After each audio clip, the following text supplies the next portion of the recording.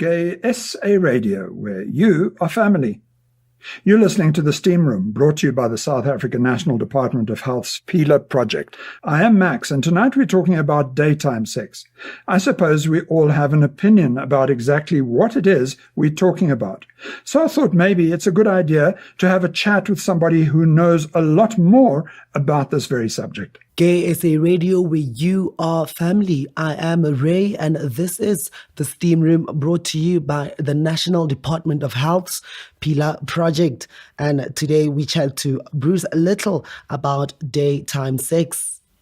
So Bruce, what do you understand about daytime sex or daytime hookups? From what I understand, men who choose to hook up during, say, their lunch break, or maybe during their tea break in the morning, or if they are in a job that allows them sort of flexi time, if they find they're quiet at a certain time during the day, they'll pop out. Maybe they'll find somebody on one of the social networking apps, and then they'll meet somebody either in a public toilet or in a room that's conducive, and then they'll engage in sex. How does daytime sex differ from traditional sex? In terms of the risk factor, sex that you have, whether you have it during the day or at night or midnight, it doesn't really matter.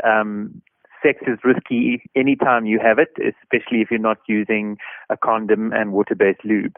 And it also depends on what kind of sex you're having. So if you're just enjoying oral sex in a space during the day with someone, then your chances of sexually transmitted infections are probably less. You're still at risk of something like pharyngeal gonorrhea, which is basically gonorrhea of the throat.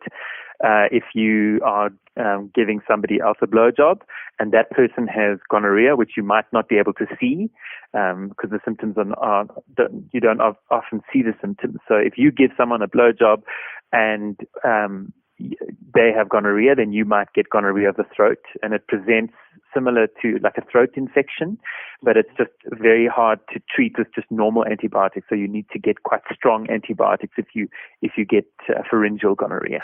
And what are some of the ways men who have daytime sex find each other? There's many, many different ways. So for during the 80s and 90s and even the early 2000s, before things like Grindr and all these different dating apps, the culture was very different. You'd have to cruise. So what a lot of guys did was there were certain areas that were chosen, and everyone was in agreement that those would be cruising areas. So there was a place in Cape Town that was known as Graaf's Pool, which was like an unofficial nude canning area in Sea Point in Cape Town that was known as a cruising spot. And then I know that along the beachfront in Durban are also well-known cruising spots. And here in Johannesburg, there's Zoo Lake parking lot for many years. And then the gyms. A lot of men solicit sex with one another in change rooms, public toilets, that's known as cottaging, when you engage in a sexual act or try and have sex with another man in a public toilet. That's known as cottaging. So there's many different forms of daytime sex. Lastly, Bruce, what type of men have daytime sex? It could be anyone. It's very difficult to profile who enjoys daytime sex. It also depends on what kind of daytime sex the person is having. Mm. So if you're somebody that finds somebody to have sex with during your lunch break because you work in Sandton and you see via an app that another person also works in Sandton and you have the time and you recognize that person so you feel safe, then even if you're somebody who is quite conservative and risk adverse, you may still engage in meeting that person and having sex with them. Other people are thrill-based. They get turned on by the thrill of meeting somebody that they don't know.